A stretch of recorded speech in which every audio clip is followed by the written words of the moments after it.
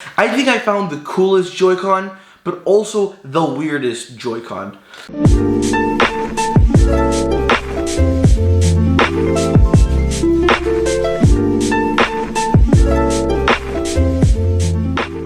What's up you guys, Snake here, back in another video, and today we're talking about Joy-Con, and more specifically, different kinds of Joy-Con. Overall, the Nintendo Joy-Con are actually really cool. They have so many crazy features with HD rumble, with the IR cameras, and the fact that they can be used in so many different configurations. They are really cool, and back in 2017, 3 years ago, when they announced these Joy-Cons, we thought, oh cool, there's gonna be so many different options for Joy-Con and so many things that we can do with them. The only real thing Nintendo actually delivered on was different colors, which I do love. I do love all the different combinations, the different colors you can choose. The thing is, other than DIY third-party options like the recently created GameCube Joy-Cons that have gotten so much hype on the internet, there hasn't really been major change in the Joy-Con. There's been the same design, same functionality. The only real licensed Nintendo Joy-Con was the one that Hori made that had a D-pad on the left Joy-Con instead of the regular 4 buttons, and that's hardly any difference. And that's been the case until now with the Hori Split Pad Pro, the most insane, the most amazing, and the weirdest Joy-Con I have ever seen. Yo, my Switch screen's dirty, Jesus. They're listed on Amazon for about $40, and I saw them and I just had to pick them up and try them because they just look so different, but they're officially licensed by Nintendo, meaning they're completely trusted. I did say there were no officially licensed Joy-Con variants because there are third-party ones that are bigger Joy-Cons or different sized or more ergonomic. Nothing has been officially licensed by Nintendo until now with these ones, and these are still the only officially licensed Joy-Con at the time of recording this. Right off the bat, looking at this, you have to say these are probably the weirdest Joy-Con I've ever used, but in a really good way.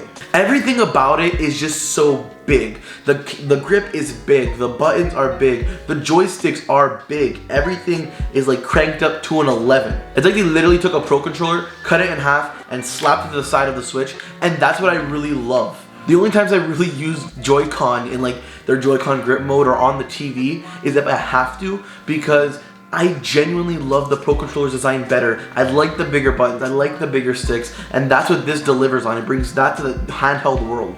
And like I mentioned, they're $40, so they're not the most luxurious product out there. They aren't made out of cheap plastic and, you know, cheaper materials to keep it low cost. They look great, but they're super light and super like thin. Like it sounds like nothing's in there. They look great though. I really like the look and they feel quite nice.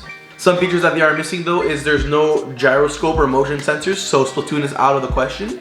There is no HD rumble, so a lot of games that require HD rumble are also out of the question. And the two main ones are that they don't have any Bluetooth and they don't actually wake the Switch. They only work attached to the actual Switch. There's no Bluetooth connection whatsoever, which I think is a nice little way of saving money considering these are clearly only going to be used for handheld mode.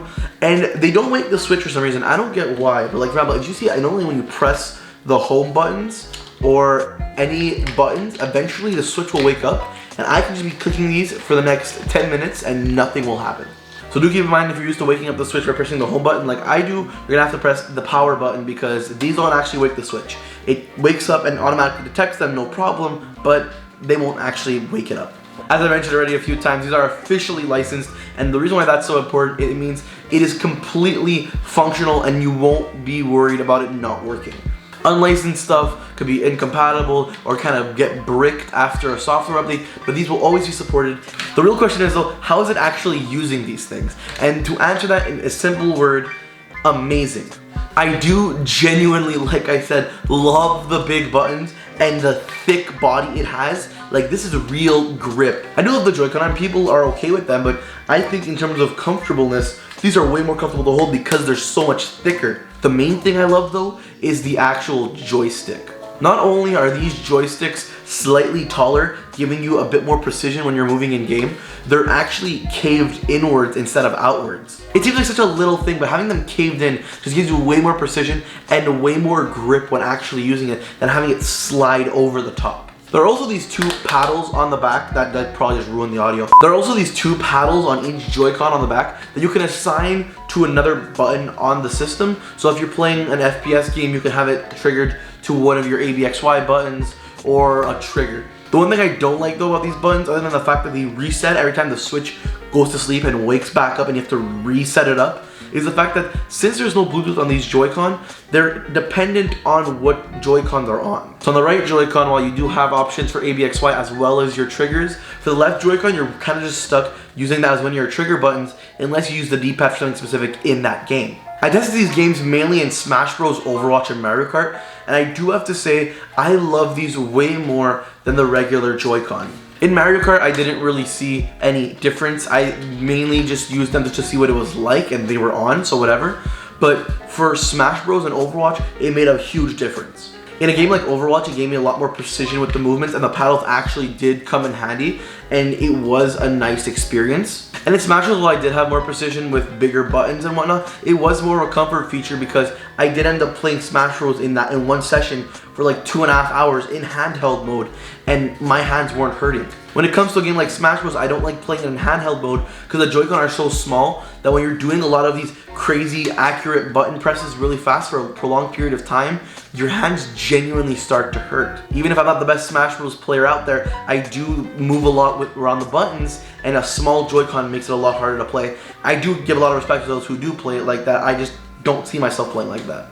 Overall, these Joy-Con truly are a first step to having Pro controller Joy-Cons, or even like a concept art for what the Switch Pro will be. Many people believe the Switch Pro will be a one-body design, and they could probably use this as inspiration. Or if they do release a line of Pro controller style Joy-Cons, once again, use these as inspiration. The main reason why these still haven't replaced the Joy-Con yet is because they lack features and they lack support.